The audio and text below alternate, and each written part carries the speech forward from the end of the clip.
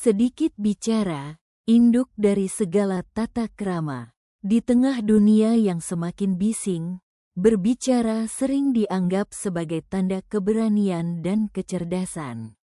Siapa yang paling cepat merespons, paling lantang berpendapat, seringkali terlihat paling menonjol.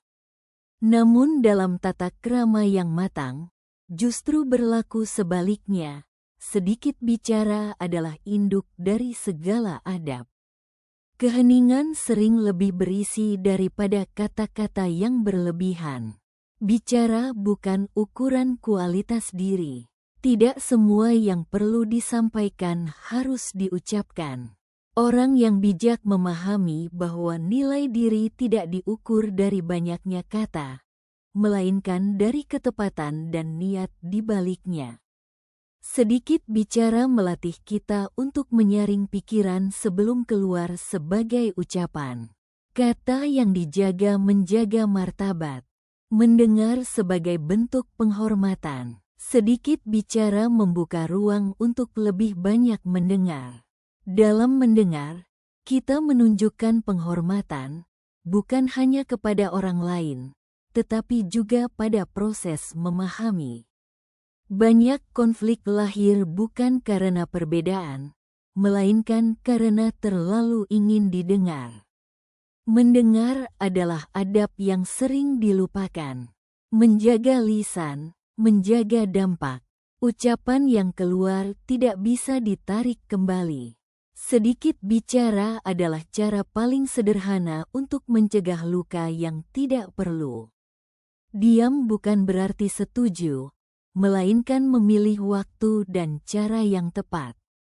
Diam yang sadar lebih berharga daripada bicara yang tergesa. Tenang dalam sikap, tegas dalam nilai. Sedikit bicara tidak identik dengan lemah. Justru sebaliknya, ia menandakan penguasaan diri. Orang yang tenang dalam tutur kata biasanya tegas dalam nilai. Ia tidak perlu banyak penjelasan untuk menunjukkan pendiriannya. Wibawa lahir dari pengendalian diri.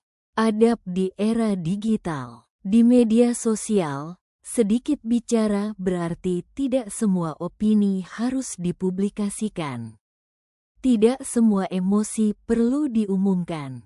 Menahan diri untuk tidak berkomentar seringkali adalah bentuk tata krama modern yang paling relevan. Tidak merespons juga sebuah pilihan etis.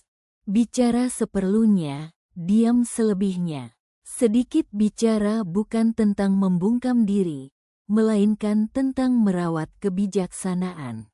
Ia adalah induk tata krama karena dari sanalah lahir kehati-hatian, empati, dan ketenangan. Karena orang yang paling beradab bukan yang paling banyak bicara, melainkan yang tahu kapan harus berbicara dan kapan cukup diam.